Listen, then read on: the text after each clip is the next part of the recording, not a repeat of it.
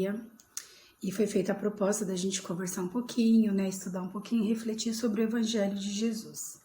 Aí eu escolhi esse livro, que foi bastante utilizado nos cursos do NEOV, Jesus no Lar.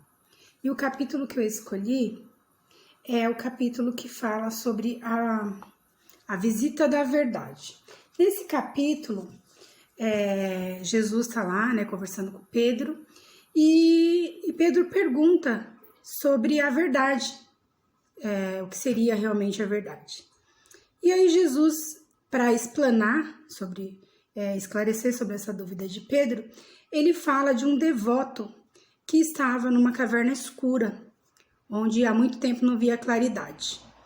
Ele era muito infeliz e ficava se lamentando, questionando, porque ele estava ali sofrendo naquele ambiente fétido, onde ele não enxergava nada, não via as coisas, e estava lá isolado de tudo.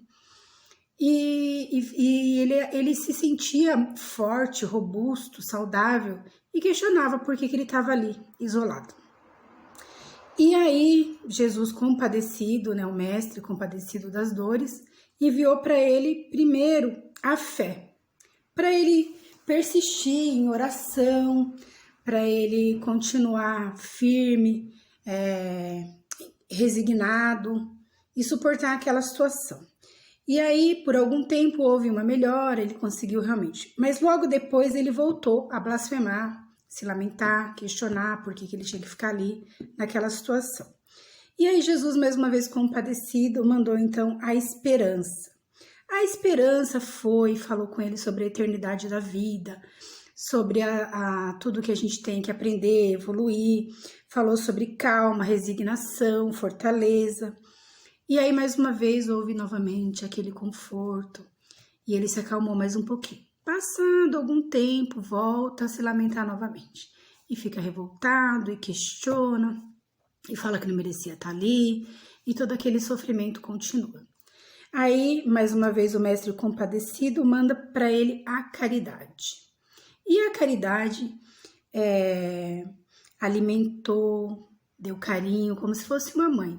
Cuidou dele, permitiu que ele sentisse mais uma vez cuidado, afagado. E aí, novamente, houve uma calmaria, uma melhora. Logo em seguida, passado mais algum tempo, ele voltou a se lamentar, a questionar, a blasfemar.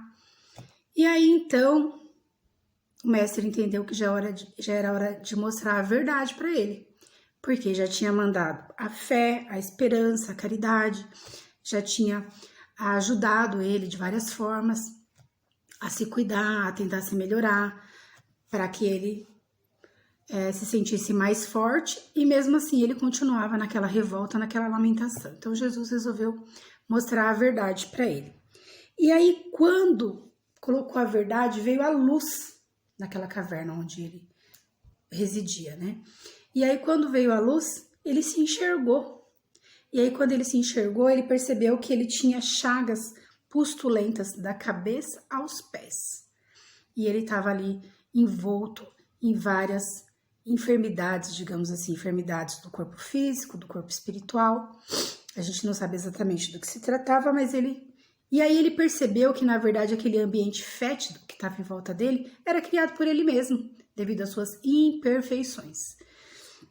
E aí, percebendo isso, ele ficou muito, qual seria a palavra? Ficou inconformado de se enxergar, mas também não se aceitava daquela forma, né? Porque, na verdade, até ali ele não se enxergava. E aí, quando ele percebeu que a verdade estava abrindo a porta para ele sair daquela situação, e como que ele ia sair dessa situação? Se limpando, purificando-se. Ali ele já estava enxergando onde estava o problema. Então, a solução seria ele se limpar, enxergar onde estão seus defeitos e procurar a cura. E aí, quando ele enxergou que, na verdade, ele estava cheio de enfermidades que deveriam ser curadas, e a verdade abriu a porta da caverna para que ele saísse, ele saiu e logo foi procurar uma outra caverna para se esconder. Então, apesar de ter sido mostrado para ele a verdade, ele ainda não estava pronto, né, para essa purificação, para essa cura. E o que ele fez? Ele foi procurar um outro lugar para se esconder. E assim, esse capítulo do livro termina falando que assim somos vários de nós. Quando a verdade nos é mostrada, a gente não quer enxergar. A gente prefere ficar se iludindo, achando que somos perfeitos, que estamos prontos para novos desafios. E na verdade ainda não estamos, né? A gente ainda tem muito que aprender, somos seres ainda muito imperfeitos, temos muito que evoluir, que estudar e que praticar. Fazendo o link aí dessa historinha do livro, eu vou colocar de novo o livro aqui, né? Pra gente, quem quiser estudar, tem muita historinha bacana aqui.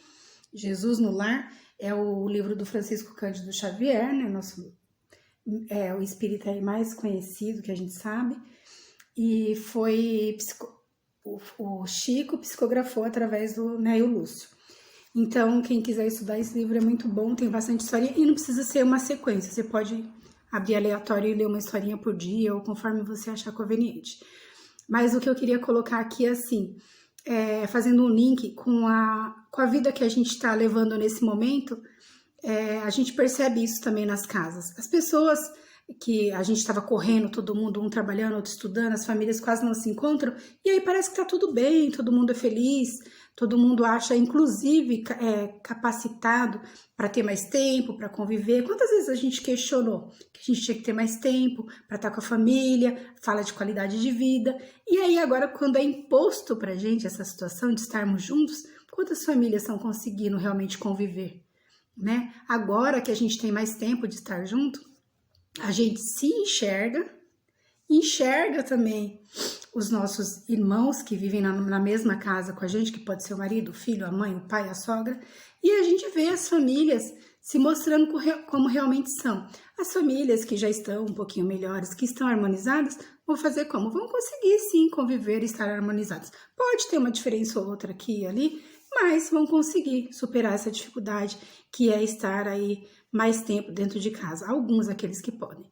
E aqueles que já não conseguem, que na verdade estavam vivendo uma fantasia, que estavam vivendo sem se enxergar, né? Agora é o momento de se enxergar, da gente olhar como que a gente realmente é, como a gente está tratando a nossa mãe, o nosso pai, os nossos irmãos, o nosso marido, o nosso filho, né? Como a gente realmente está tratando e como eles estão nos tratando.